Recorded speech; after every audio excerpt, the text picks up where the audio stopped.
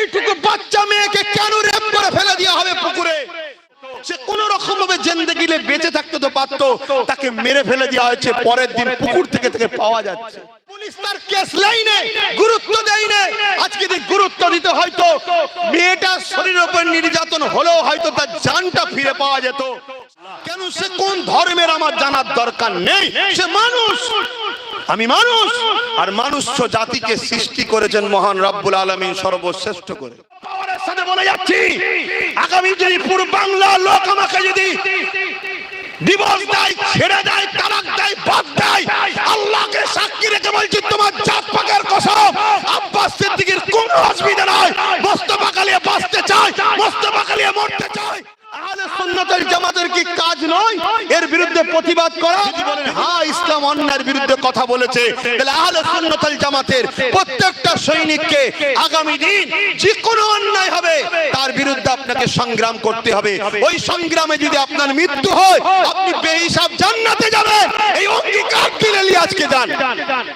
আপনি যদি কোনো অসহায় হিন্দু বেটি, মা, বোন, বাপ, ভাইয়ের জন্য আন্দোলন করেন, আপনি অসহায় আদিবাসী, দলিত, সাঁওতাল, বাগদিন, ঠিক কোন ধর্মের গরিবের জন্য, অসহায় মজলুমের জন্য দাঁড়িয়ে আপনি আন্দোলন করেন, মনে রাখবেন ওই অবস্থাতেও যদি আপনি মারা যান আল্লাহ আপনাকে বেহিসাব জান্নাতে দেবে। জোরে বলুন সুবহানাল্লাহ।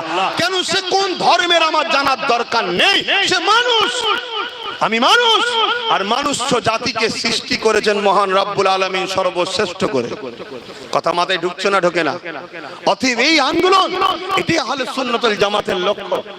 তাই আমি আশা রাখবো আগামী 4 মাসের মধ্যে আপনাদেরকে আরেক মাস বাড়াচ্ছে, আগামী 5 মাসের মধ্যে আজ থেকে শুরু করে নতুন হোক পুরাতন হোক প্রত্যেকে যে কোনো দিন, বৃহস্পতিবার, শুক্রবার, শনিবার, রোববার, এই 4 দিনের মধ্যে আমার কেন্দ্র অফিসে ডাইরেক্ট দেখা করতে হবে।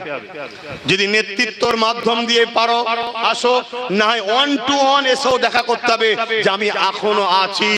কেন আগামী দিন তোমার বিপদে আমি সাথ দিতে কেন যাব? তুমি আমার কওমের জন্য, আমার দিনের জন্য, সমাজের জন্য, মানুষ জাতির জন্য তুমি কি করেছো বলো? তুমি যখন একা থাকাকে পছন্দ করেছো, তুমি বিপদটা একা ভোগ করো। কথা বুঝছেন না, বলেন না? আগামী দিন কলকাতা, আগামী দিন বারাসাত, আগামী দিন মেদিনীপুর, আগামী দিন 24 পরগনাতে, আগামী দিন হুগলিতে কোন জায়গায় আমার মুসলিমকে একজনকে পিটতে পিটতে মেরে দিল, আমি তার হয়ে কেন রাস্তায় নামবো? সে সমাজের জন্য কি করেছে জানা দরকার আছে না নাই? সে সমাজের জন্য ঐক্য হয়ে থাকতে পছন্দ করেছে কি করে না দেখার দরকার আছে না নাই? তুই যখন একা থাকতে পছন্দ করেছিলিস, আজ যখন তোর মরার সময় হয়েছে একা ভোগ কর। হ্যাঁ, বড় পাওয়ারের সাথে বলে যাচ্ছি, আগামী যদি পূর্ব বাংলার লোক আমাকে যদি ডিভোর্স দেয়, ছেড়ে দেয়, তালাক দেয়, বাদ দেয়, আল্লাহকে সাক্ষী রেখে বলছি তোমার জাত পাকের কসম, আব্বাস সিদ্দিকীর কোনো অসুবিধা নাই।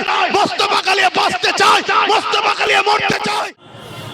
জুলুম করে হোক, খুন করে হোক, মেরে হোক, মিথ্যা কেস দিয়ে হোক, বোম ঘরের মধ্যে ভরে দিয়ে হোক, বিরোধী শূন্য করে দাও। তার জন্য আমার উম্মতে মুহাম্মাদি, আমার নবীর ঘরের ছেলেরা নিজের কওমের ভাইয়ের বিরুদ্ধে লড়াই করছে না, করে না?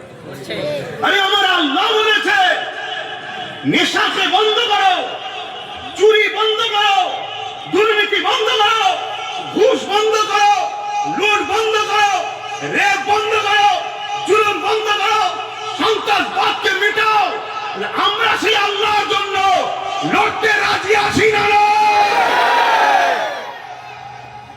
মাকসাদ যদি তোমার দিলে থাকে, আল্লাহ আমার অন্তরের খবর তো আপনি জানেন, দুনিয়া দেখছে রাজনীতি, আর আমি আল্লাহ আপনার হুকুম অনুযায়ী এর জমিনে গরিবের মুখে খাবারের ব্যবস্থা করতে চাইছি, এতিমকে বাঁচাতে চাইছি, বিধবার অধিকার দিতে চাইছি, নেশা মুক্ত সমাজ গড়ে শিক্ষার ব্যবস্থা করতে চাইছি। দিলের খবরটা কে জানে? আল্লাহ। বলো আল্লাহ। এই লড়াইয়ে আমি যদি মারা যাই, শহীদের মর্যাদা আল্লাহ দেবে, কেন আমার কানেকশন তো আল্লাহর সাথে আছে।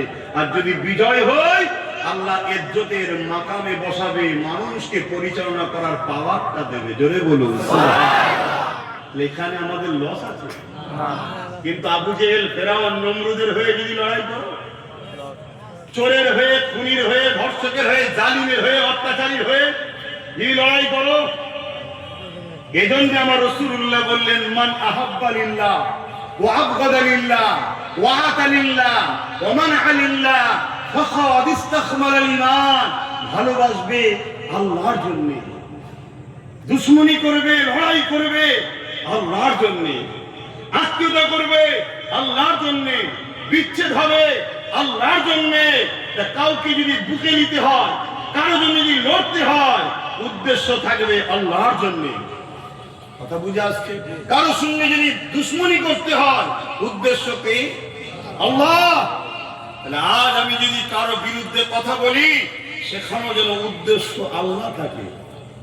যদি উদ্দেশ্য আল্লাহ থাকে, তুমি দুনিয়াও পাবে, আখিরাতও পাবে। আর উদ্দেশ্য যদি তোমার আল্লাহ না থাকে, আজকে তথাকথিত শয়তানের উত্তরাধিকারীদের হয়ে লড়ো, তোমার দুনিয়া আযাব হচ্ছে, আগামীতে আখিরাতেও আযাব। এই যে মুরব্বী বাপগুলো বসে আছেন, বুকে হাত দিয়ে বলুন, আজকের দিনে আপনাদের মধ্যে যে ভয়, যে টেনশন কাজ করছে, যে চিন্তা, আপনারা যখন আমাদের বয়সে ছিলেন, এই বাংলায় এত টেনশন, এত চিন্তা ছিল?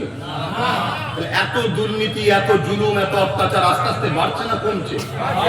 বলুন, এর কারণ কি? এর কারণ কি? কারণ এটাই, যখন কেউ বীজ গাছ লাগিয়েছিল, সেই গাছের গোড়ায় পানি দিয়ে আমরাই বড় করেছি। সেই গাছের শাখা পোশাক অনেক বড়, তার ফল টুকটাক করছে, আমার ঘরের ছেলে খেয়ে মারা যাচ্ছে। কথা বুঝে আসছে? আর এখন কাটতে গেলেও পারছেন না, কেন? অনেক শক্তিশালী হয়ে গেছে। কিন্তু এই গাছটা লাগিয়েছে কারা? আমরাই তো। পানি দিয়ে হাত দিয়ে বড় করেছি কারা? আমরাই তো।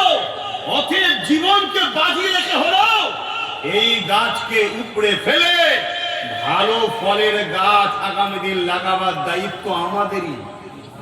যদি আমরা না করতে পারি, আমরা তো জবাব পরকালে দিতে হবে। আমাদের বাচ্চারাও দুনিয়ায় মারা যাবে বিষ ফল খেয়ে, আমাদের বাচ্চার আখিরাতেও কল্যাণ হবে না। আমার আজ বুঝছেন তো? কেননা বাবা